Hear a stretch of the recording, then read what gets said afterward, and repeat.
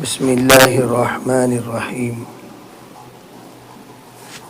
الحمد للہ رب العالمین والصلاة والسلام على سید الانبیاء والمرسلین محمد وآلہ واصحابہ اجمعین اما بعد فاعوذ باللہ من الشیطان الرجیم بسم اللہ الرحمن الرحیم ایاک نعبد و ایاک نستعین اہدنا الصراط المستقیم اللہم ایدنا بتأییدک اللہم ایدنا بتأییدک اللہم ایدنا بتأییدک یا رب العالمین۔ محترم معزز پردہ نشین خواتین، دینی ماں بہنوں، اللہ تعالیٰ نے دنیا کی زندگی دو حکموں کے درمیان کی زندگی بنائی ہے۔ اللہ کا ایک حکم ہوا، ہم سب زندہ ہوئے۔ اللہ کا ایک حکم ہوگا، ہم سب مردہ ہو جائیں گے۔ زندگی کے ہیں دو جہاں، ایک یہ جہاں ایک وہ جہاں، سانس چلی تو یہ جہاں، سانس رکی تو وہ جہاں۔ یہ دو حکموں کے درمیان احکام پورا کرنے کا حکم ہے۔ اللہ نے جو احکام ہمارے ذمے کیے ہیں، ان تمام احکام کو جو پورا کرے گا، وہ جب حکم آئے گا عافیت کے ساتھ رخصت ہوگا۔ جو احکام کو پورا نہیں کرے گا، جب حکم آئے گا حالات کے ساتھ رخصت ہوگا۔ اسی لیے کہا گیا پہلے حکموں کو پورا کرو تاکہ احکم الحاکمین تمہیں تمام حکموں کے سوال سے نجات دے دے۔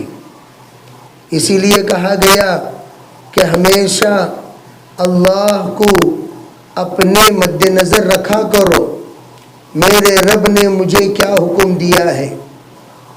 حکم صرف نماز کا نہیں ہے، نماز کا، روزے کا، حج کا، زکوٰۃ کا، یہ تو حکم اعمال میں سے ہیں، عبادات میں سے ہیں، جس کو بنی الاسلام علی خمسین میں بیان کیا گیا کہ اللہ کی وحدانیت کی شہادت دینا، رسول کی رسالت کی شہادت دینا، نماز ادا کرنا، زکوٰۃ ادا کرنا، حج کرنا اور رمضان مبارک کے روزے رکھنا، یہ تو ہے ہی۔ لیکن اس کے علاوہ ہم یہ جانیں کہ اس وقت میرے ساتھ اللہ کا کیا حکم ہے۔ جیسے مثال کے طور پر گھر کو مہمان آ گئے، اللہ کا کیا حکم ہے۔ گھر میں کوئی حالات آ گئے، اللہ کا کیا حکم ہے۔ گھر میں رزق کی پریشانی آ گئی، اللہ کا کیا حکم ہے۔ بچے نافرمان ہو گئے، اللہ کا کیا حکم ہے۔ میرے شوہر کی نماز میں کمزوری ہے، اللہ کا کیا حکم ہے۔ یہ ایک حکم وہ ہے جو سب جانتے ہیں، یہ ایک حکم وہ ہے جو حالات پر ہماری طرف متوجہ ہوتا ہے۔ وہ حکم کو جاننا ضروری ہے۔ زندگی میں جتنے حالات ہیں، ان حالات میں اللہ کا ایک ایک حکم ہماری طرف متوجہ ہوں گے۔ ان حالات کا حکم کو جانو۔ اس وقت میری طرف اللہ کا کون سا حکم ہے۔ ایک طرف شوہر ہے، ایک طرف ماں ہے۔ ماں کہہ رہی ہے آپ بیٹی جائیں گے، شوہر کی ابھی اجازت نہیں ملی۔ اللہ کا حکم کیا ہے؟ کیا میں جاؤں یا شوہر کی اجازت کے بغیر باہر قدم نہ رکھوں؟ اللہ کا حکم کیا ہے؟ ایک طرف ہمارے زیورات کی محبت ہے، ایک طرف زکوٰۃ ادا کرنے کا حکم ہے. اب اللہ کا حکم کیا ہے؟ شوہر کے پاس زکوٰۃ ادا کرنے کے پیسے نہیں ہیں تو ہم اس وقت میں کیا کریں کہ ہم اپنے زیورات کا اتنا حصہ جس کا زکوٰۃ میں دینا فرض ہے اتنا حصہ نکالیں. یہ اللہ کا حکم ہے. اسی طرح ہمارے پاس اتنے زیورات جمع ہو گئے کہ ہم پر حج فرض ہو گیا. اب اللہ کا حکم کیا ہے؟ جب تک محرم آپ کا تیار نہ ہو، جب تک وہ حج کو جانے کی طاقت والا نہ بنے، اس وقت تک آپ کا حج موقوف رہے گا.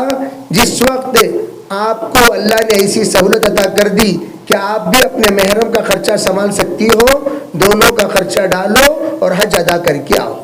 یہ حکم میں یہ عرض کرنا چاہتا ہوں، اللہ کا حکم ہر بندہ ہر بندی پر حالات کے اعتبار سے الگ الگ ہوا کرتے ہیں. اس حکم کو جاننے کا نام علم ہے. اس حکم کو جاننے کا نام علم ہے. اب رمضان مبارک کا مہینہ آیا، جناب رسول اللہ صلی اللہ علیہ وسلم نے رمضان المبارک کے اعمال بتائے. اے عائشہ، لا الہ الا اللہ کثرت سے پڑھا کرو. لا الہ الا اللہ، استغفر اللہ، اسألک الجنہ ونعوذ بک من النار. علماء نے عجیب بات بتائی. اس کی وجہ کیا ہے؟ فرمایا اس کی وجہ یہ ہے لا الہ الا اللہ جب کثرت سے پڑھو گے وہ ایک نور اللہ پیدا کرے گا. وہ نور نشاندہی کرے گا تمہیں زندگی میں کیا کیا غلطیاں کیے ہو، زبانی غلطیاں، اخلاقی غلطیاں، کرداری غلطیاں، معاملاتی غلطیاں، معاشرتی غلطیاں، حرکت کی غلطیاں اور خلوت کی غلطیاں. یہ تمام غلطیاں، گناہ ہم نے کیا کیا کیا، وہ سب کے سب کلمہ طیبہ کے ورد کی برکت سے اللہ کے طرف سے کوئی ایسا نور ملے گا جو نور ہمیں نشاندہی کرے گا. جیسا گھر کو جھاڑو لگاؤ بولے، اندھیرے میں جھاڑو لگاؤ تو کیسے صاف ہوگا گھر؟ جب کچرا پڑا ہوا ہے اندھیرے میں جھاڑو لگانے سے کیسے کچرا صاف ہوگا؟ آپ جب لائٹ ڈالو گے پتہ چلا کہ جھاڑو ڈھنگ سے نہیں لگائے ہیں. تو جب روشنی کسی جگہ پر ہوگی تب پتہ چلتا ہے کہاں کہاں گندگی پڑی ہوئی ہے، کہاں کہاں غلاظت موجود ہے، کہاں کہاں صفائی کی ضرورت ہے، کہاں کہاں 2 بار جھاڑو مارنا، کہاں کہاں 3 بار جھاڑو مارنا، کہاں کہاں 1 بار جھاڑو مارنا کافی ہے. یہ سب کب پتہ چلے گا؟ جب روشنی آئے گی. روشنی آنے پر اس بات کی طرف رہبری ہوتی ہے، ارے بھئی یہاں 2 بار جھاڑو لگاؤ، یہاں 3 بار جھاڑو لگاؤ، یہاں 1 بار جھاڑو لگاؤ. جیسے برتن مانجتے ہیں، برتن مانجتے وقت بعض برتن یوں ہاتھ گھمایا ڈال دیا. کیوں بھئی؟ وہ تو پانی پیا ہوا گلاس ہے، اسے زیادہ دھونے کی کیا ضرورت؟ اور اس کے علاوہ سلیمانی پیا ہوا گلاس، اسے اور ذرا ہلکا، چائے پیے ہوئے گلاس اسے اور ذرا دبا کر. بھئی اس سے بھی زیادہ اگر کھانا پکایا ہوا برتن، پکایا ہوا کھانا چاول تو اسے ذرا زیادہ، اگر سالن بنایا ہوا اور ذرا زیادہ، اگر خورما بنایا ہوا اور ذرا زیادہ. ارے بھئی جس کے اندر جتنے کھرچن ہوں گے اتنا زیادہ مانجنا پڑے گا. اسی طرح کہا لا الہ الا اللہ جب کثرت سے ہم ذکر کریں گے وہ لا الہ الا اللہ ایسا نور پیدا کرے گا. کتنے مرتبہ کس گناہ کو استغفار کرنا چاہیے؟ توجہ سے اس بات کو سمجھیں. کتنے مرتبہ کس گناہ کو استغفار کرنا چاہیے؟ وہ گناہ نشاندہی کے، وہ گناہ کے اعتبار سے ہمیں کہا جائے گا اس گناہ کو مٹانے کے لیے اتنے بار استغفار کرو. بعض گناہ ہلکے سے استغفار، ان الحسنات یذہبن السیئات. بعض گناہ ایسے ہیں نیکی کرو گناہ مٹ جائیں گے، نیکی کرو گناہ مٹ جائیں گے. یہ سادہ سیدھا گناہ ہے. یہ گناہ وہ ہے خالی نیکی کرنا کافی نہیں، استغفار کرنے کی ضرورت ہے. وہ استغفار کرنے سے مل جائیں گے. بعض گناہ وہ ہے جو استغفار کرنا کافی نہیں، توبہ کرنے کی ضرورت ہے، توبہ کرو کافی ہو جائیں گے. بعض گناہ وہ ہے جس میں توبۃ نصوح کی ضرورت ہے، تب جا کر وہ گناہ مٹیں گے. اس کی مثال ایسی جیسے میں ہمیشہ کہا کرتا ہوں، ایک ہے پنسل کی لکیر. آپ کے گھر کی دیوار ہے، بچوں نے پنسل کی لکیر مار دی، اسے مٹانا آسان ہے. पेन की लकीर मार दी, उसे ज़रा मिटाना मुश्किल है। और किसी ने मार्कर की लकीर मार दी, उसका मिटाना और मुश्किल है। किसी ने खंबी की लकीर मार दी, पत्थर पर लकीर, तो उसका मिटाना नामुमकिन है, जरा वक्त लगेगा, काटना पड़ेगा। तो पता चला इसी तरीके से गुनाह पेंसिल वाली लकीर की तरह बेमहलके से हमने नेकी कर लिया, अल्लाह उसे मिटा दिया। इस तरह हमारी जिंदगी में किस लेवल के गुनाह हमने किए हैं, जब ला इलाहा इल्लल्लाह, ला इलाहा इल्लल्लाह, ला इलाहा इल्लल्लाह, सिर्फ ला इलाहा इल्लल्लाह का जिक्र ही नहीं, ला इलाहा इल्लल्लाह का विर्द, जिसको हम विर्द कहते हैं। हुजूर अलैहिस्सलाम ने फरमाया, जद्दिदू ईमानकुम बिकौली ला इलाहा इल्लल्लाह, जब ला इलाहा इल्लल्लाह पढ़ोगे, ला इलाहा इल्लल्लाह कहोगे, ला इलाहा इल्लल्लाह सुनाओगे, ला इलाहा इल्लल्लाह की दावत दोगे, ला इलाहा इल्लल्लाह को अपने दिल में बसाओगे, तो ये काम करते करते, कलीमे का विर्द करते करते क्या होगा, एक नूर पैदा होगा। वो नूर बताएगा तुम कितनी बड़ी गलती की हो। पेंसिल की गलती, पेन की गलती, मार्कर की गलती, पत्थर पर लकीर की गलती, उस गलती के मुताबिक तौबा करो, तौबा करो। आज मोहतरम खवातीन, हमारे गुनाहों ने हमें तबाह कर दिया, अखलाक के एतबार से तबाह, बरकत के एतबार से तबाह, रहमत के एतबार से तबाह, मग़फ़िरत के एतबार से तबाह। अल्लाह हमारी हिफाजत फरमाए। आज तो हमारे अकाबिर ये कहते हैं, अरे भाई नेकी जो तुम्हारे बस में इतना करो, सबसे ज्यादा गुनाह से बचो। गुनाह से बचना बड़ी नेकी है, गुनाह से बचना। अरे भाई बड़ी नेकी कौन सी है? गुनाह से बचना। नेकी करना नेकी नहीं। लोग आजकल क्या समझ रहे हैं, जैसे रमज़ान मुबारक का महीना आता है, देखो हमारी नादानी ये है, जैसे हम लोग तोलते हैं तो अच्छी तरह हम जानते हैं कि लोग यूँ समझते हैं वमन सक़लत मवाज़ीनुहु, नेकी का तराजू जितना झुकेगा इतना अल्लाह के तरफ से हम रजामंदी के मुस्तहिक बनेंगे। उनको ये नहीं पता, अरे अल्लाह के बंदियों, नेकी का तराजू झुकाने के लिए गुनाहों का तराजू खाली करना काफी है। गुनाह का तराजू खाली करो, नेकी का तराजू झुकने लगेगा। नेकी का तराजू झुकाने के लिए गुनाह का तराजू को खाली करना होगा। गुनाह का तराजू खाली कर दिए, नेकी का तराजू चाहे वो 50 ग्राम का बट रखो, वो झुक जाएगा, वो नीचे आ जाएगा। उसके लिए वमन सक़लत मवाज़ीनुहु फ़हुव फ़ी ईशतिन राज़िया, क्या मतलब?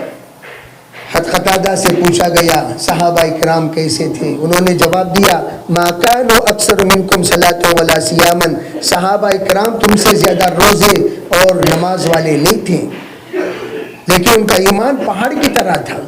क्या मतलब? मतलब ये है नेकियां कम, गुनाहों से सबसे ज्यादा बचते थे। अल्लाह की नाराजगी, हुजूर की नाराजगी, बंदों की नाराजगी से सबसे ज्यादा बचते थे। इसी तरह आज अगर हम अपनी ज़ात से किसी को तकलीफ नहीं दिए, अपनी ज़ुबान से किसी को तकलीफ नहीं दिए, अपने जहन में से किसी को बुरा नहीं समझे और अपनी ज़ुबान से किसी के बारे में बुराई नहीं किए, ये सबसे बड़ी नेकी है। आप सिर्फ 5 वक्त की नमाज पढ़ो, सुबह शाम के तस्बीहात का एहतमाम करो, कुरान पाक की तिलावत करो, हराम हलाल हराम की तमीज़ रखो और सुन्नत के पाबंद हो जाओ, अल्लाह जन्नती खातून बना देगा।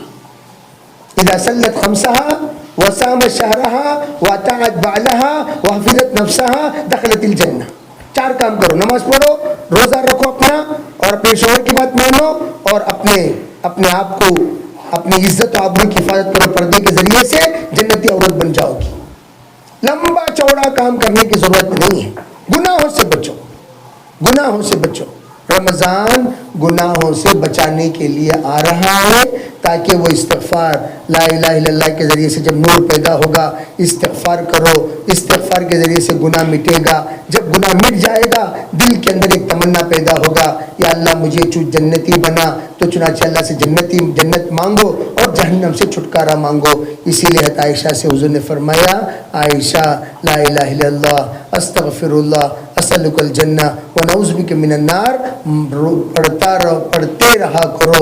چنانچہ اس وقت رمضان قریب آ رہا ہے، ہم لوگ اپنے گناہوں کو معافی کرتے ہوئے اللہ کے سامنے اتنا لائق بنائے اپنے آپ کو، جیسے میں ہمیشہ کہا کرتا ہوں کہ کوئی برتن میں میٹھا ڈالنے کے لیے ہم لوگ برتن صاف کرتے ہیں، اسی طریقے سے ہم اپنے آپ کے گناہوں کو مٹا کر اپنے ظرف کو اتنا لائق بنائے کہ جب اللہ کی رحمت آئے تو رحمت ہمارے دلوں میں بس جائے، اس کی دلوں کی صفائی ایسی کرے کہ رحمتیں بس جائیں، آنکھوں کی صفائی اسی کرے رحمتیں بس جائیں، مغفرت بس جائے، آنکھ سے خلاصی بس جائے۔ اس کے لیے پاک و صاف اپنے اعضاء کو کرنا ہے، اپنے اعمال کو کرنا ہے، نام اعمال کو پاک و صاف کرنا ہے۔ وہ پاک و صاف انشاءاللہ کس سے ہوگا؟ استغفار کرنے سے ہوگا، توبہ کرنے سے ہوگا۔ ابھی سے رمضان مبارک کی تیاری شروع کریں۔ تیاری صرف اپنے کچن روم کی صفائی، اپنے گھر کی صفائی کی حد تک نہیں، بلکہ دلوں کی صفائی، زبان کی صفائی، کانوں کی صفائی، سوچ کی صفائی، فکر کی صفائی، خلوت کی صفائی، جلوت کی صفائی۔ انشاءاللہ اللہ تعالیٰ اس کی برکت سے ضرور ہمیں رمضان مبارک کے برکات سے نوازے گا۔ اس کے لیے دعوت کی محنت اسی لیے ہے تاکہ احساس ہمارے اندر ہمیشہ باقی رہے کہ ہمیں رمضان میں جینا کیسے، رہنا کیسے، کس طریقے سے ہم اپنے آپ کو سنبھالنا ہے، اپنے آپ کو لائق بنانا ہے۔ اسی کے لیے رمضان مبارک میں دعوت کی محنت خوب کرنے کو کہا جاتا ہے۔ اللہ نے رمضان کا مبارک مہینہ عمومی ہدایت کا مہینہ بنایا۔ خوب زیادہ ہم اپنے بہنوں کو تشکیل کریں، وہ اپنے گھروں میں تعلیم شروع کریں، اللہ کے راستے میں کم از کم 3 دن نکلا کریں، اور جو اللہ کے راستے میں 3 دن کے علاوہ عشرہ دے سکتی ہیں، عشرے کا نظام بنائیں، تراویح کا اہتمام کریں، آخری عشرے میں اعتکاف کا اہتمام کریں، اور تلاوت کا اہتمام خوب کریں۔ روزانہ زیادہ قرآن پاک کی تلاوت کریں، پھر روزانہ فضائل اعمال کی تعلیم کریں، اور جتنے اس وقت میں حاضرین ہیں وہ حاضر نیت کریں۔ آزو بازو تمام خواتین کو بھی انشاءاللہ ہم بول کر ان کو فضائل اعمال کے اہتمام کرنے کی ترغیب دیں گے انشاءاللہ۔ اللہ کی ذات سے امید ہے اللہ تعالی رمضان مبارک کے مبارک مہینے جو دعوت کا مہینہ ہے، وہ دعوت کے مہینے میں اللہ تعالی ہم سے خوب کام لے گا، اور ہر بہن نیت کریں کہ ہم 3 دن جماعت میں رمضان میں ہر حال میں نکلیں گے، ایک ادنا درجہ ایک 3 دن، تاکہ اطراف اکناف ایک بڑا مجمع ہے جن کو رمضان مبارک کی قدر معلوم نہیں ہے، ان کے پاس جائیں گے، ہم رمضان کے بارے میں کہیں گے، بتائیں گے، تو انشاءاللہ وہ بھی قدردان بنیں گے، اپنے پچھلے غلطیوں سے توبہ کریں گے، آگے کے عزائم کریں گے۔ اللہ تعالی ہم سب کو عمل کی توفیق عطا فرمائے۔ اس سے تمام بہنوں سے گزارش ہے کہ کون بہن رمضان مبارک میں 3 دن وقت لگائیں گے اور عشاء لگائیں گے، اس کا نظام بنا کر بتائیں، اور جو 3 دن لگا چکے رمضان کے بعد عشاء کی ترتیب بنائیں، جو عشاء لگا چکے رمضان کے بعد چلے کی ترتیب بنائیں، جو چلا لگا چکے ہیں وہ رمضان مبارک کے بعد بیرون کی ترتیب بنائیں۔ اللہ تعالی ہمتوں پر فیصلہ کرنے والا، نیت ہم کریں گے، پورا انشاءاللہ اللہ کرے گا۔ اللہ تعالی سب کو عمل کی توفیق عطا فرمائے۔ اللهم لك الحمد ولك الشكر، اللهم صل على سيدنا محمد وعلى ال سيدنا محمد وبارك وسلم۔ اللهم تقبل منا ما كان صالحا وصلحنا ما كان فاسدا، رب اغفر وارحم وتجاوز ما تعلم انك انت العزيز الاكرم۔ اللهم انا نسألك من خير ما سألك منه نبيك حبيبك محمد صلى الله عليه وسلم، ونعوذ بك من شر ما استعاذك منه نبيك حبيبك محمد صلى الله عليه وسلم، وانت المستعان وعليك البلاغ، لا حول ولا قوة الا بالله برحمتك يا ارحم الراحمين۔ تشکیل کر لیں۔